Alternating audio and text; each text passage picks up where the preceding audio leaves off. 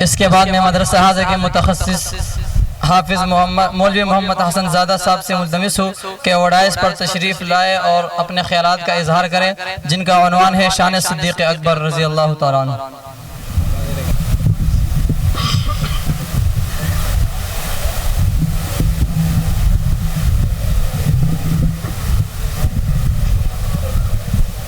جہاد میں اول نبی تو دوسرا صدیق اکبر، مکہ کی گلیوں میں اول نبی تو دوسرا صدیق اکبر، قرآن کی مہکتی ہوئی گلیوں میں اول نبی تو دوسرا صدیق اکبر، بدر کے میدان میں اول نبی تو دوسرا صدیق اکبر، احد کے میدان میں اول نبی تو دوسرا صدیق اکبر، یرموک کے میدان میں اول نبی تو دوسرا صدیق اکبر، حنین کے میدان میں اول نبی تو دوسرا صدیق اکبر، تبوک کے میدان میں اول نبی تو دوسرا صدیق اکبر، مزار میں اول نبی تو دوسرا صدیق اکبر، الغرض جس مقام کو بھی دیکھو گے اول نبی کو پاؤ گے، دوسرے نمبر پر سیدنا صدیق اکبر کو پاؤ گے۔ لیکن اب توجہ کرنا، لائن تبدیل ہو گئی، پٹری تبدیل ہو گئی، قانون تبدیل ہو گیا، ضابطہ تبدیل ہو گیا۔ باری جب غار کی آتی ہے اول سیدنا صدیق اکبر داخل ہوتے گے، پھر آقا علیہ السلام کو بلاتے گے۔ یہاں پر کیوں قانون بدلا، کیوں ضابطہ بدلا، کیوں طرز و انداز بدلا؟ وجہ یہی تھی کہ پہلے کے جو مقامات تھے، آرام کے مقامات تھے، سکون کے مقامات تھے، شین کے مقامات تھے، مقام جب تنگی کا آیا، بے سکونی کا آیا، بے چینی کا آیا، اول صدیق اکبر داخل ہوئے۔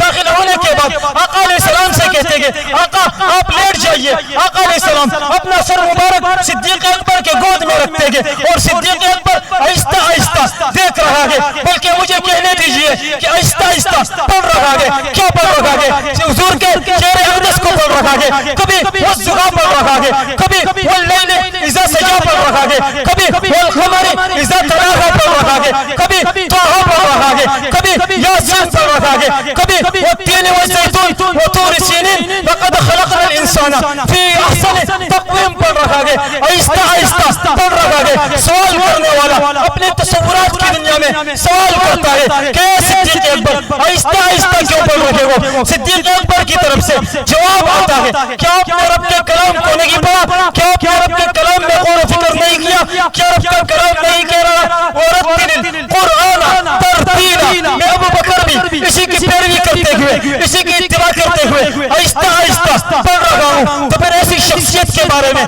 کیوں نہ کہوں کہ وہ پہلا مددگار، پہلا صحابی، نبی نے جسے ہر قدم پر دعا دی، وہ افضل البشر بعد الانبیاء کے، وہ جانے صداقت، وہ جانے وفا کے، فرشتے اسی کے اداؤں پہ عاشق، اسی کے نمازوں دعاؤں پہ عاشق، وہ نبیوں سے کمتر، اماموں سے اعلیٰ، محمد صلی اللہ علیہ وسلم وفا کرنے والا، بشر کی شرافت تو معیار ٹھہرا، صداقت کا اونچا وہ مینار ٹھہرا، جھکاتا تنظر عمر جس کے آگے، کڑا ہو کے شاہو سہر اس کے آگے، وہ کتنا بڑا ہے خدا جانتا ہے، وہ کیسے بنا ہے خدا جانتا ہے۔ وآخر دعوانا ان الحمدللہ رب العالمین۔